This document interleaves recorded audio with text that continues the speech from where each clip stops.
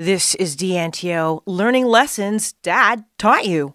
I'm Sook-Yin Lee, and I have learned a bazillion lessons from my dad, but today I am going to narrow it down to just 3. Hey, Dad, do you remember what it was like when you first taught me how to ride a bike? Well, it's always father's job to do it because otherwise, who else? Why does it fall on Dad's shoulders? Well, because when we teach you how to do it, we always hold the back of the seat and then we want you to ride as fast as you can and then we have to run after you. So you couldn't ask your mom to do it. It's always the man's job to do it. Do you remember that first time I rode my bike without training wheels? I think you were moving left and right and try to ride yourself. I thought you were standing behind me, running with me, and then I hear a little voice, your voice far away going, "You're doing fine." Well, the reason we do that is because gradually you're going faster and then I start to release my hand and then you're doing so well. So we just let you go for a little while.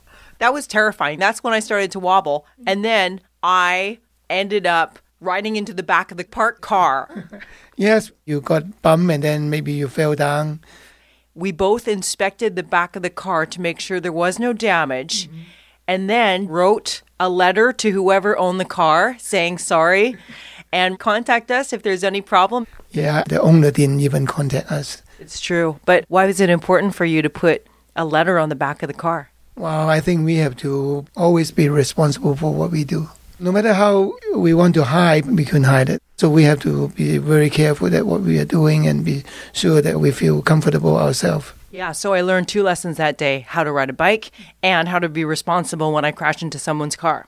Okay, the third thing you taught me is what I do for a living, storytelling.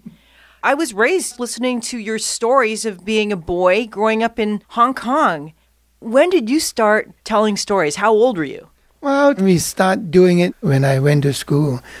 The teacher will always try to find somebody, keep the class quiet. And I was one of the boys and always naughty and talkative and got yanked out to the front of the class and tell stories. How did they like it? Well, they were very happy about it. Teacher always asked me to go out and do the talking. That's so cool.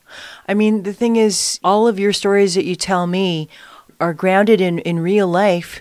Why do you think you love telling stories from life?